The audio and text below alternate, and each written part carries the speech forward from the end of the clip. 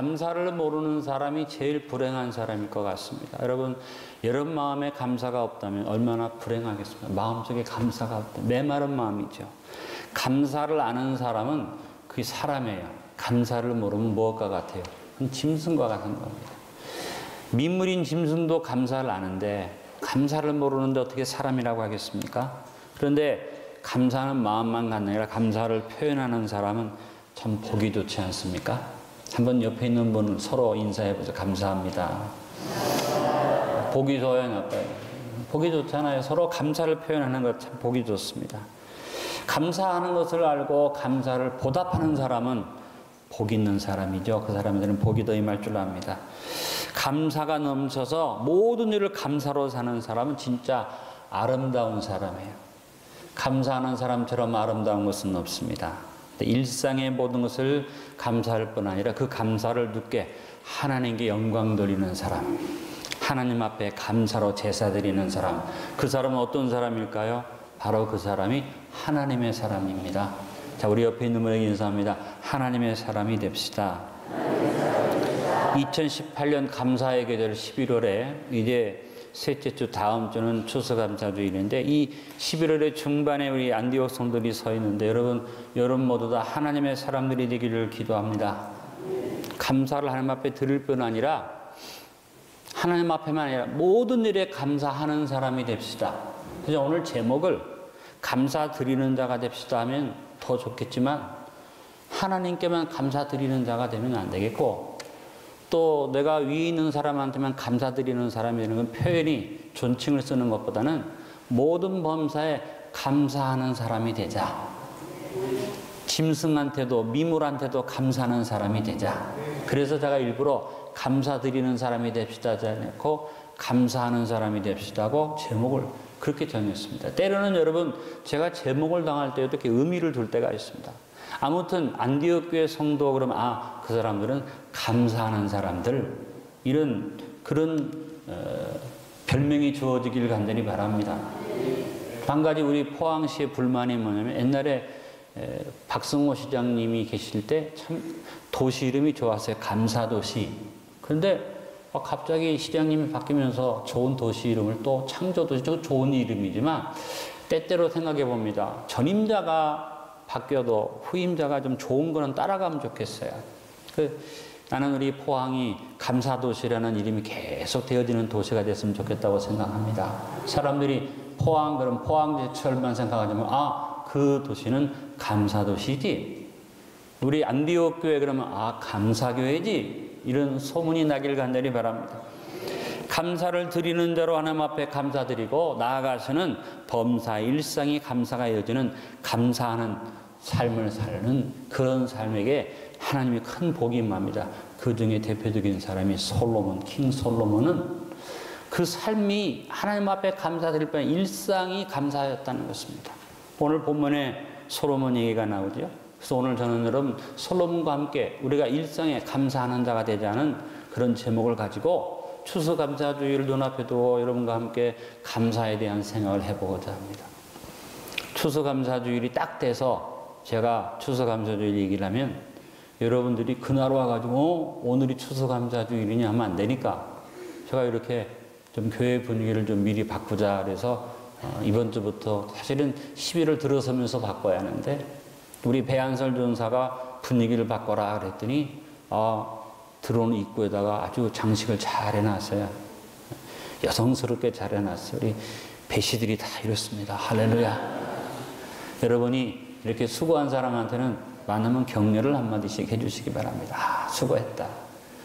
오늘 찬양도 우리 성가대가 아름답게 했고 특성도 좋았고 예배를 하나님이 기뻐 받으실 줄 믿습니다. 첫 번째 생각하고 싶은 것은 감사가 우리 일상이 되도록 하는 감사하는 자가 됩시다. 특별한 일에 감사도 필요합니다만 일상의 삶이 감사가 되게 하자. 그래서 항상 기억하세요. 일상을 감사함으로 살자.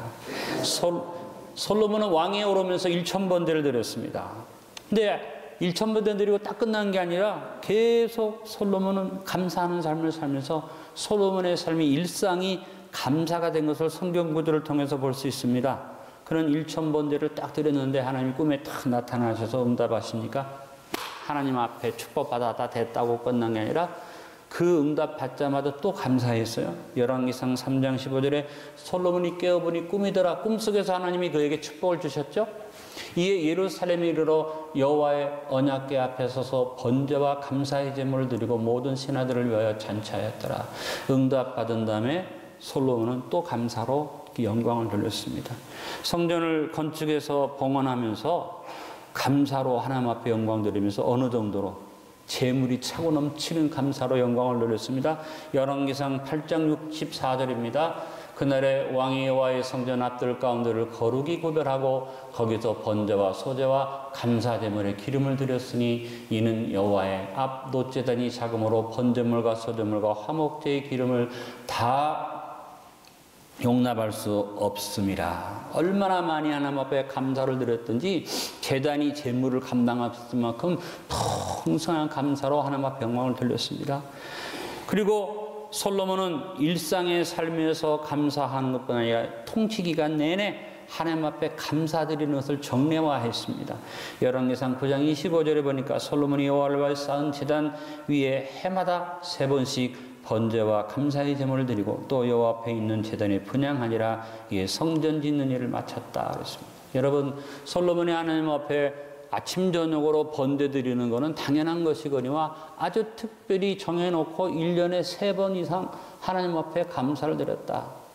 계속해서 솔로몬이 하나님 앞에 감사로 제사 드리는 일을 했는데, 솔로몬의 일상이 감사였다고 생각하면 뭐냐면, 여러분 1000번제를 한번 계산해 봅시다. 1000번제를 하루에 한 번씩 드리면 365일 중에서 다른 이런 특별한 절기들 빼고 나면 300일 잡고 적어도 1년 이상 드려야 1000번제가 됩니다. 그러면 상번제로 드리니까 아침 저녁으로 드리잖아요.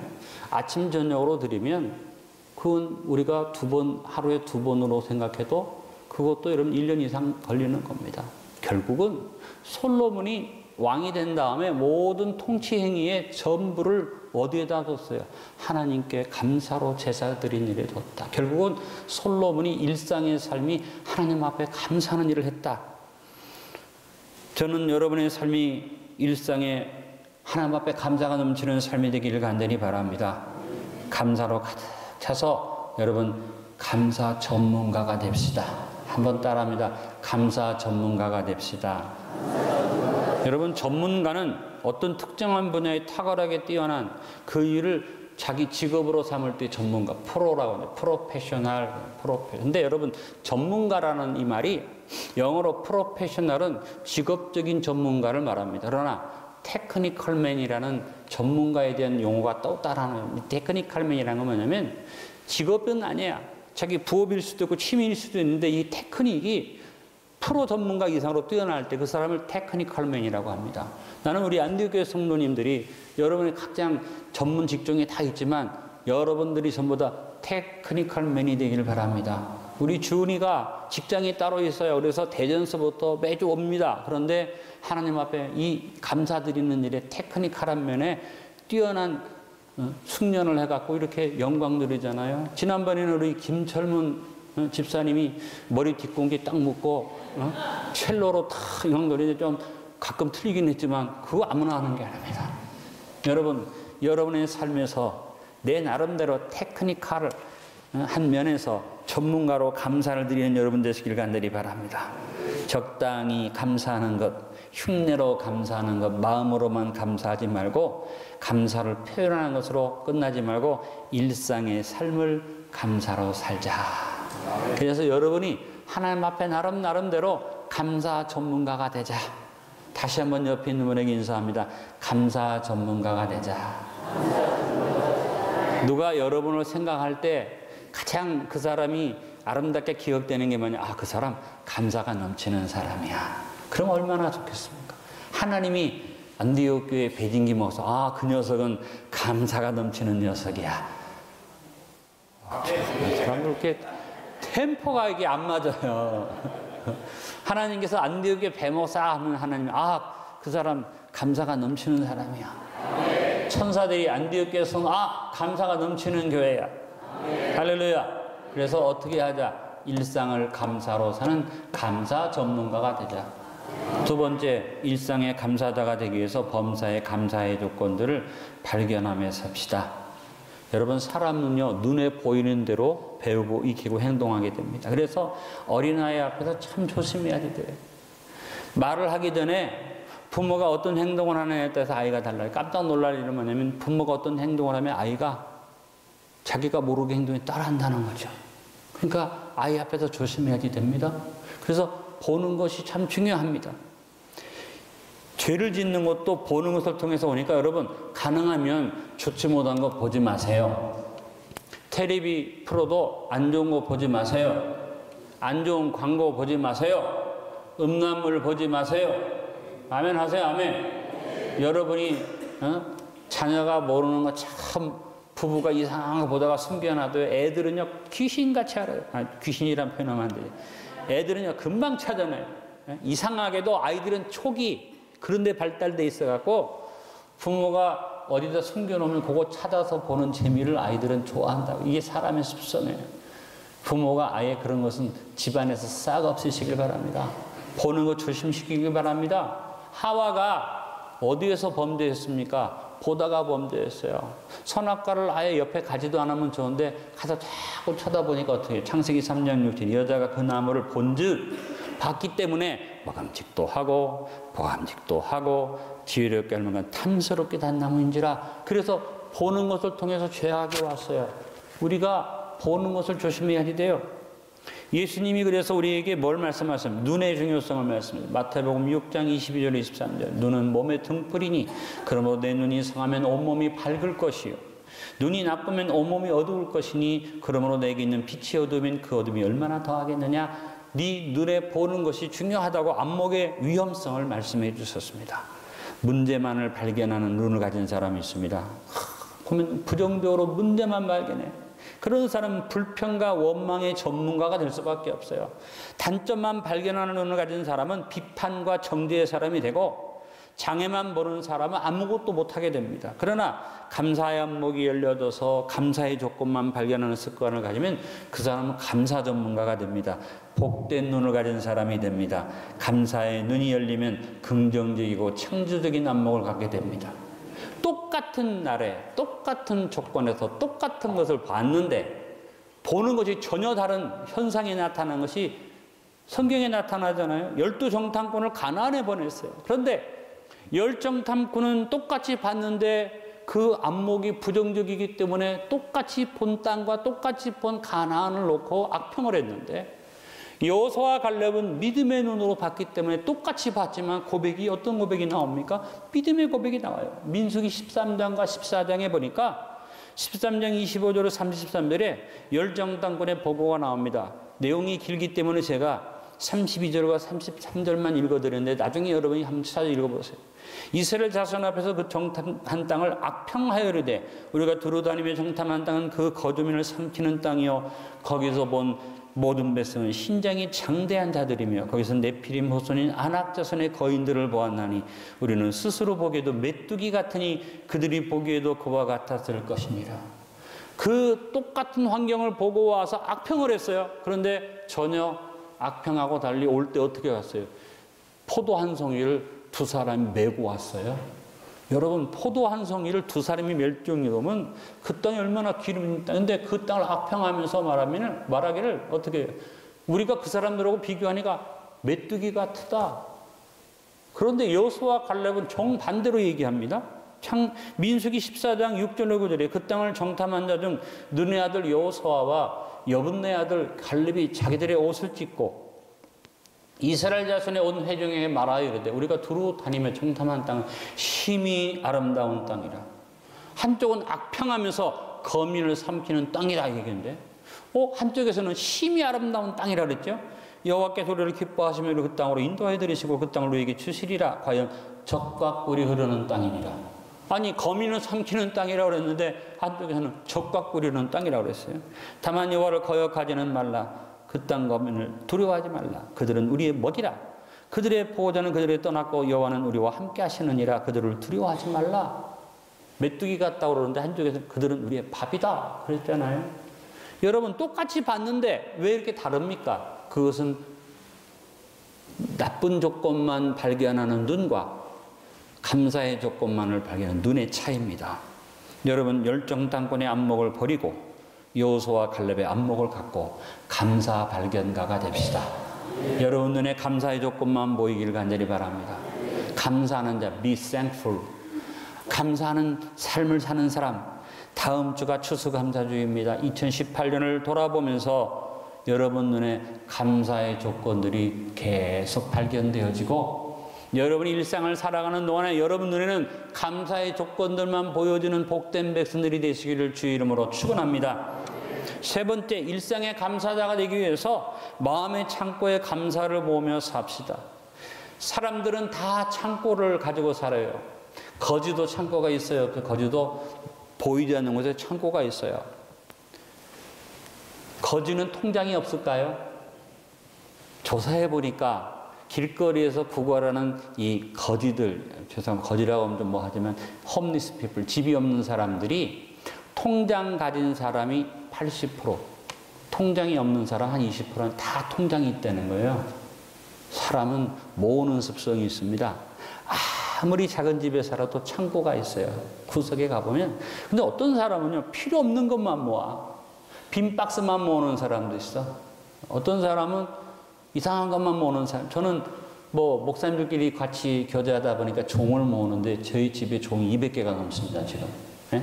우리 목사님들끼리 종 모임을 만들어가지고 어디 가든지 종을 사다가 서로 나누다 보니까 종이 막 차고 넘쳐서 그래서 우리 이제 종 그만하자 그래도 계속 종을 모으는 재미 때문에.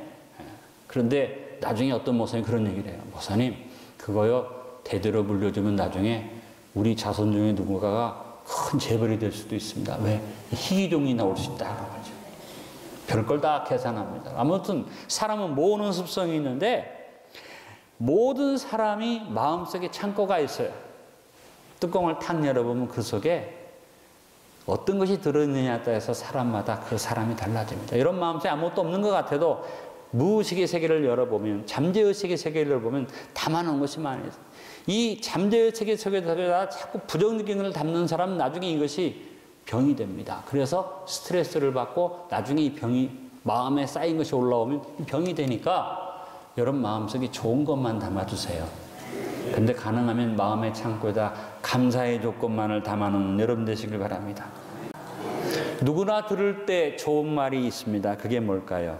감사합니다. 이 말이 싫은 사람 한번 손 들어보세요. 감사합니다. 아이고 웃기고 있네. 감사합니다. 아이고 듣기 싫어할 사람 아무도 없습니다. 겉소리로 그 사람이 그냥 거칠이로 해도 감사합니다 하는 소리가 좋지 불평한 소리가 좋습니까? 여러분 웃는 얼굴에 뭘 못 뱉어요? 침 못 뱉잖아요. 하나님 앞에 아름다운 말 중에 뛰어난 말이 사랑합니다. 감사합니다 하는 말같이 좋은 게 없죠. 그래서 진정한 감사와 사랑은 준비되고 잘 가꾸어져서 꾸며져서 돋보이잖아요. 그래서 남자가 여자한테 프로포즈 할 때 표현을 다해서 프로포즈 하면 여자가 넘어가요. 그래서 여자가 잘못 마음이 꼭 가 넘어가면 세상에요. 어맹난이가 신성이라 바람 끼는 걸 알았대잖아요. 총각 때 바람 끼는 걸 알았대요. 그런데 어떻게 해요? 이 남자가 그냥 너무 젠틀하고 멋있는 데다가 탁 프로포즈를 자꾸 멋있게 하니까 어명난이가 그러잖아요. 내가 넘어갔어. 알면서 넘어갔어. 여러분 여자들 다 조심하십시오. 우리 뭐 이미 아줌마들은 상관없지. 예전아 조심해라. 남자가 와서 한다고 넘어가면 안 되죠. 근데 여러분 하나님 앞에 우리가 아름다운 사랑의 프로포즈를 전달할 때는 넘어갈 만큼 진실되게 한번 표현을 잘 하시고 전도를 잘 하시길 간절히 바랍니다.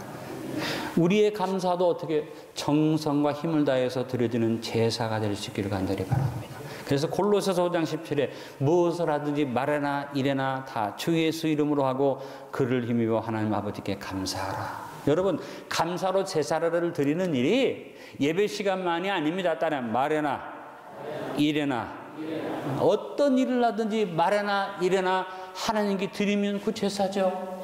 여러분 삶이 하나님 앞에 드려지는 제사가 되려면 어떻게 해요? 말에나 일에나 감사가 넘치길 바랍니다.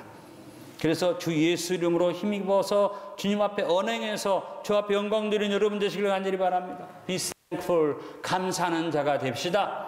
2018년을 돌아보며 범사의 모든 것을 감사의 제사장에게 올려드리는 추수감사절을 맞이하면서 여러분들이 하나님 앞에 감사 전문가로 서서 감사하는 자로 살아가시길 간절히 축원합니다.